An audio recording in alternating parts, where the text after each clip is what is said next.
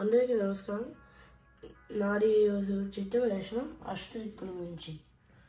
ఇప్పుడు దిక్కుల గురించి చెప్తాను. మనకు 4 దిక్కులు ఉంటాయి: తూర్పు, పడమర, ఉత్తరం, దక్షిణం. తూర్పు దిక్కు నుంచి సూర్యుడు ఉదయిస్తాడు, మరియు పడమర దిక్కు నుంచి సూర్యుడు అస్తమిస్తాడు.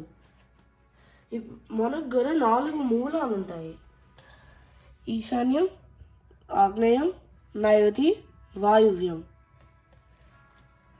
ఇక్కడ భారతదేశం, అమెరికా దిక్కులు ఉన్నాయి.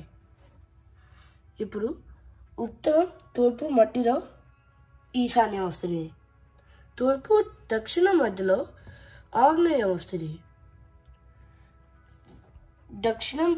పడమర దక్షిణం మధ్యలో నైరుతి వస్తుంది,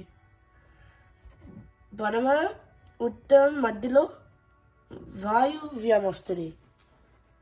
ఇది నా చిత్రప్రదర్శన.